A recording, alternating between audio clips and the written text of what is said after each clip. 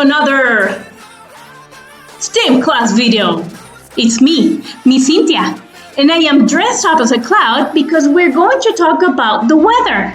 Yes, we're going to talk about which technology it's used to make weather forecasting, and we will review which are the units to measure temperature.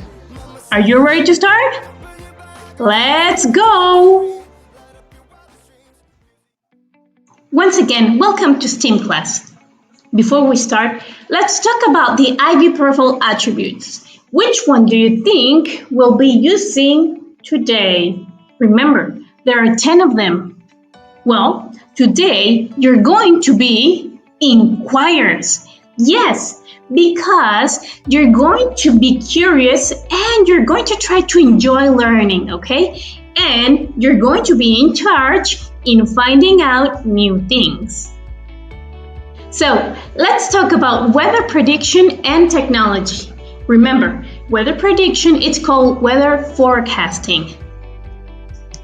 In this video, we're going to focus on the S of STEAM, that stands for science, and the T of technology.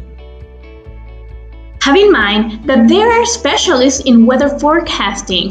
They make sure to inform us on how the weather is going to be. And how they do that? Well, throughout satellites. Satellites help us to predict the weather. Did you know that according to NASA, there are 5,600 satellites orbiting Earth? This means that there's a lot of satellites around the Earth, but only 800 of them are actually working. That's amazing, right? So satellites are around the world taking pictures and gathering information on how the weather is behaving. If it's going to be windy, if there's a group of clouds coming on, or if there's a heat wave. And thanks to satellites, we can predict the weather, we can communicate long distances, and we can navigate. So, let's talk about units to measure temperature. We have seen this, remember? How is temperature measured? Well, you can measure it in Celsius or Fahrenheit. The freezing temperature for Celsius is 0 Celsius. And the boiling temperature is 100 Celsius. Meanwhile, Fahrenheit is 32 and the boiling temperature 212 Fahrenheit. We have seen how there are two main units to measure temperature. We have Celsius and we have Fahrenheit. Celsius is the unit that is used in most part of the world. In Mexico, we use Celsius.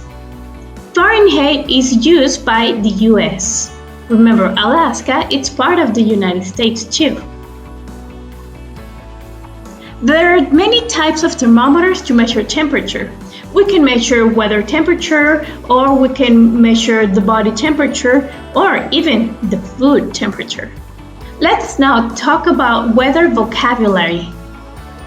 Whenever you want to express on how the weather is, you can use the word of partly, that it means that it's only part of it, and mostly, that the majority, it's like that. For example, partly cloudy, it means that there's only a few clouds here and there. And mostly sunny means that there's just a few clouds and it's gonna be basically completely sunny.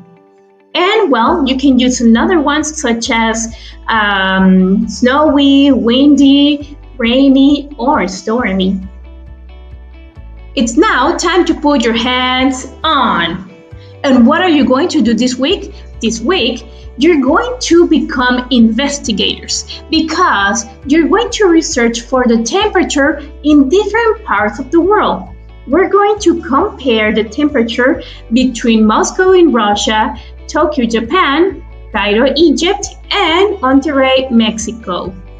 You're going to make sure that the same date, compare the temperature, and point out how is the weather.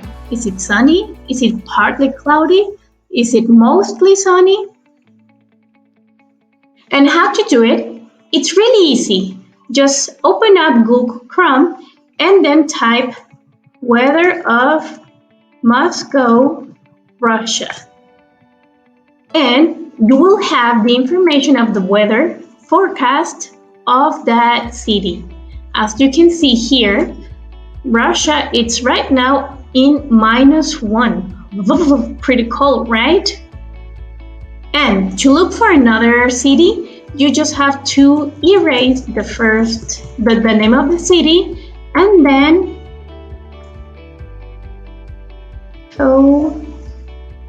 Tokyo, Japan. And voila! You will notice that in Japan, the weather is very different from Moscow, right? I can't wait to see your work. I want to see the difference that you found between cities around the world. Remember, if you have any question on how to complete this activity, please send me a message and I will be happy to help. Meanwhile, take care and see you soon.